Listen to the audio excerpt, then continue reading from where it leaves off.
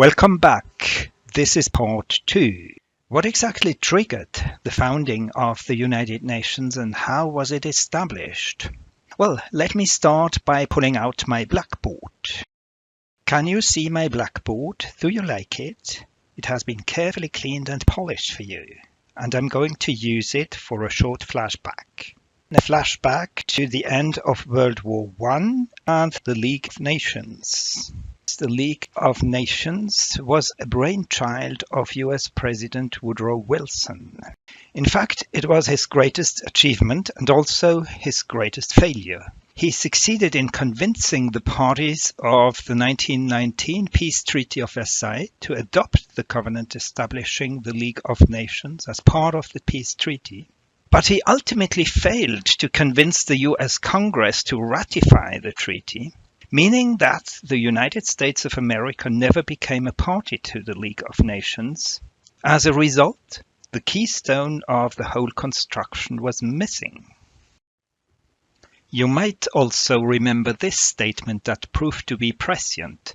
Wilson stated that, "I can predict with absolute certainty that within another generation there will be another world war if the nations of the world do not concert the method by which to prevent it." As much as the League of Nations was Wilson's brainchild, the United Nations was the brainchild of Franklin D. Roosevelt, FDR, the US president during World War II. However, sadly, Roosevelt did not live to see the founding of his brainchild, the United Nations. He died in office on the 12th of April 1945, a few weeks before the organization was finally founded. Roosevelt's successor, his former vice president, Harry Truman, continued the project and completed it. As you may remember, we encountered Harry Truman as we discussed the international law of the sea. In fact, Truman played some role in the development of the international law of the sea by issuing his famous 1945 Truman Proclamation, that made a bold claim for exclusive rights to the resources located in the continental shelf along the American shores. A proclamation that set in motion a whole new development in the international law of the sea. But let's come back to the United Nations. Franklin D. Roosevelt started his efforts to build a new world order already during the war. At a diplomatic conference held in Washington, a document entitled Declaration by United Nations was signed by the representatives of 26 nations on the 1st of January 1942.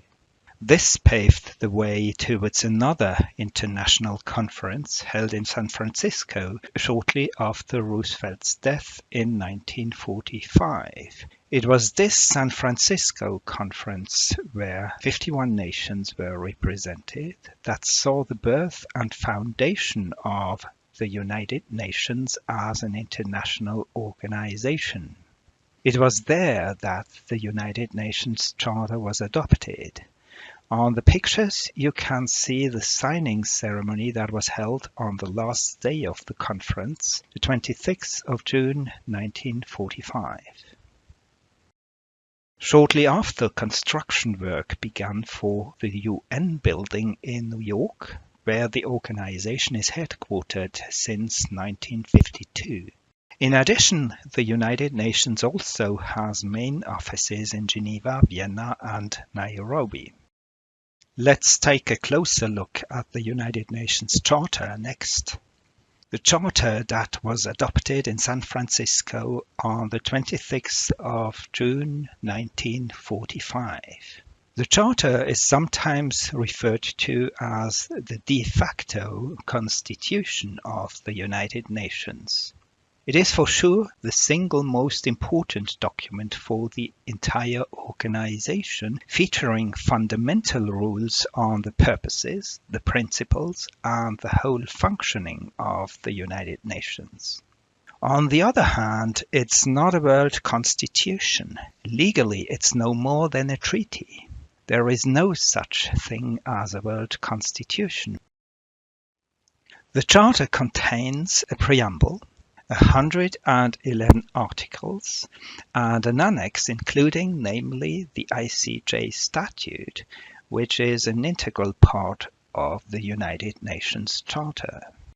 What is striking when we look at the text of the United Nations Charter is that it often uses open-ended wording. This, of course, facilitated the adoption of the Charter in 1945, but it also means that the Charter leaves much room for interpretation. Here you have an overview of the structure of the United Nations Charter. Its 111 articles are set out in 19 chapters. Let's have a look at Chapter 1 first. Chapter 1 is fundamental even though it contains just 2 articles. Article 1 outlines the purposes of the United Nations. According to Article 1, the purposes of the United Nations are: first, to maintain international peace and security, and to that end, to take effective collective measures for the prevention and removal of threats to the peace, and for the suppression of acts of aggression or other breaches of the peace, and to bring about by peaceful means, and in conformity with the principle of justice and international law, adjustment or settlement of international disputes or situations which might lead to a breach of the peace.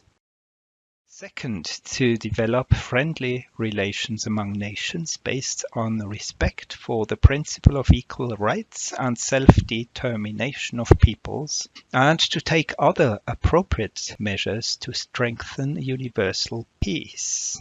That sounds good, doesn't it? But look at the open-ended wording here. What exactly shall we understand by self-determination of peoples?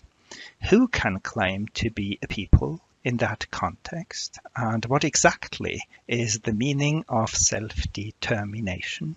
All of this can be highly controversial. To give you just one example, are the Catalans a people of their own, or are they just part of the Spanish people?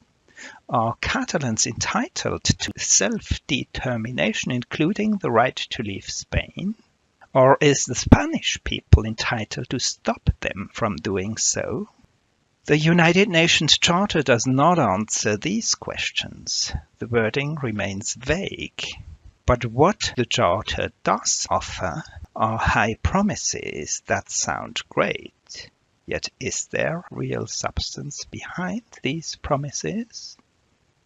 Article 1 goes on stating that the purposes of the United Nations are: third, to achieve international cooperation in solving international problems of an economic, social, cultural, or humanitarian character, and in promoting and encouraging respect for human rights and for fundamental freedoms for all without distinction as to race, sex, language, and religion. This shows the very broad scope of the United Nations and the United Nations system. The reference to human rights and fundamental freedoms in the second part of the paragraph points towards international human rights law. Article 2 of the United Nations Charter sets out a number of principles. One of those is the sovereign equality of all the member states of the United Nations. This corresponds to the concept of an international community of equal, independent and sovereign nation-states that underlies the Westphalian system since the middle of the 17th century. And this concept is still one of the pillars of public international law. Sovereign equality means that legally, all states, big and small, are considered entirely sovereign and totally equal to each other, which sounds like a rather beautiful idea. However, of course, this isn't necessarily always the case in the practice of international politics. You might remember paragraphs 3 and 4. According to Article 2, paragraph 3, all member states shall settle their international disputes by peaceful means in such a manner that international peace and security and justice are not endangered.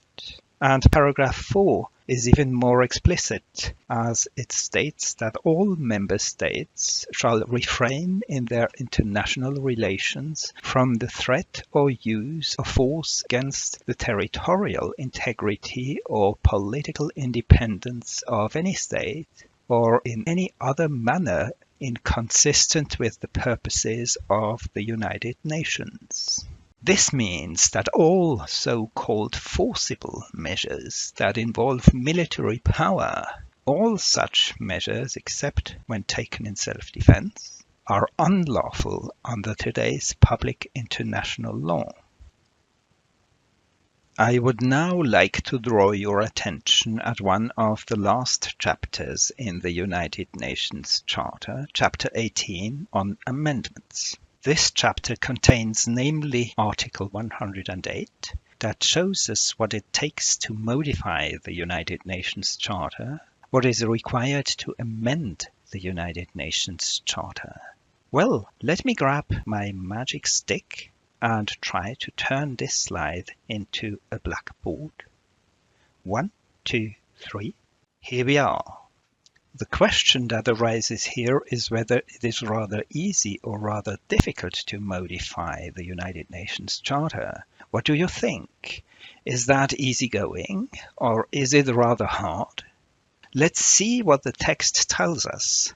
According to Article 108, amendments to the present Charter shall come into force for all members of the United Nations when they have been adopted by a vote of 2/3 of the members of the General Assembly and ratified in accordance with their respective constitutional processes by 2/3 of the members of the United Nations, including all the permanent members of the Security Council.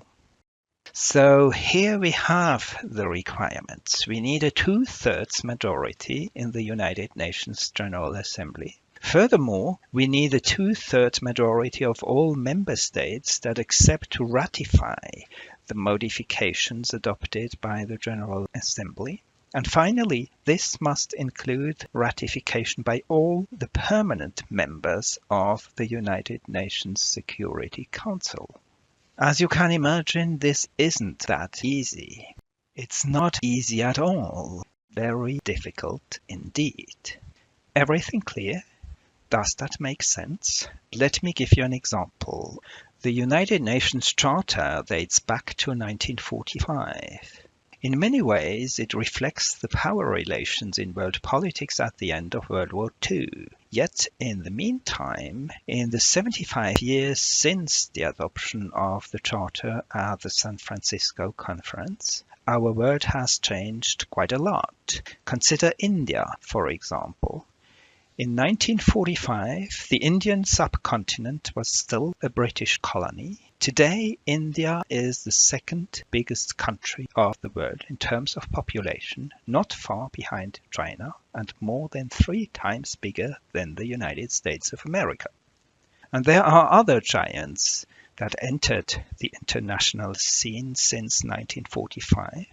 Think, for example, of Indonesia, Brazil, Pakistan, or Nigeria.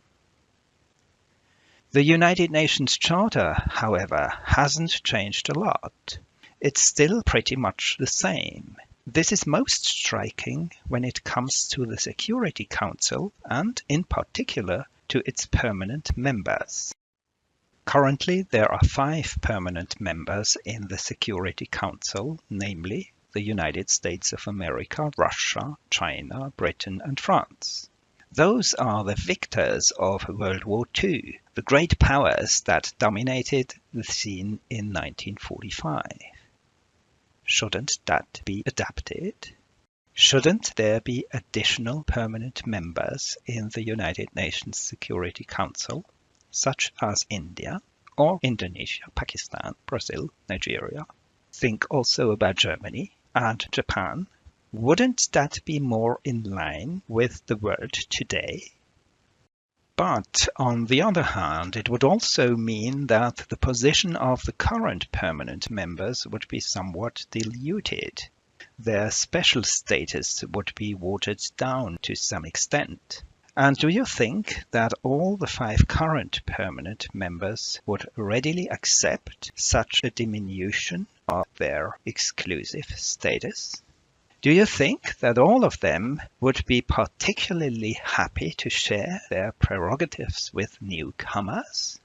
It's rather unlikely that all 5 current members would ratify such modifications. Most probably this won't happen anytime soon. In the practice of world politics, meeting all the requirements for amendments of the United Nations Charter according to Article 108 proves to be almost impossible. And this explains why, since the adoption of the United Nations Charter, there were only a few amendments, including an expansion of the Security Council from 11 to 15 members in 1965, but of course without any change with regard to the permanent members. There were also 2 expansions of the Economic and Social Council in 1965 and 1973. Those adjustments were made against the background of the considerable increase in United Nations member states due to decolonization. The number of member states increased from around 50 in 1945 to close to 200 today, which corresponds to an increase by almost 4 times. How does the United Nations work? How does it make decisions? How can it take action? All of this is related to how the United Nations and the United Nations system are organized, which is our next topic. The best starting point for any discussion of the organs of the United Nations is Chapter 3 of the United Nations Charter. Article 7, paragraph 1 lists 6 principal organs of the United Nations: the General Assembly, the Security Council, the Economic and Social Council, the Trusteeship Council, the International Court of Justice, and the Secretariat. The General Assembly is the main deliberative, policymaking and representative organ. The Security Council has the primary responsibility for the maintenance of international peace and security. The Economic and Social Council is the central mechanism for activities in the economic, social, and environmental fields. The Trusteeship Council deals with the administration of so-called trust territories, territories that are not under the sovereignty of any state. But since there are no longer such territories today in the world, this organ is no longer operational. The International Court of Justice is the principal judicial organ of the United Nations. The Secretariat carries out the day-to-day work of the United Nations. Let's have a closer look at the General Assembly. The General Assembly is quite an impressive organ. It's the only organ where all the member states of the United Nations are represented. At first glance, it might look like a world parliament. But is it really a world parliament? What exactly does the Charter tell us about the functions and the powers of the General Assembly? Is that comparable to the functions and the powers of a parliament? Let's have a look. I invite you to go into the United Nations Charter, Chapter 4, and to try to find out about the functions and powers of the General Assembly. And let me give you a hint. You should focus on the verbs that are used in those articles. That is what is most telling in that respect. You will probably need around 5 minutes. As soon as you are done, I invite you to go into part 3. Have a great studying experience full of discoveries with Chapter 4 of the United Nations Charter. and I look forward to welcoming you to part 3 of this lecture in a few minutes.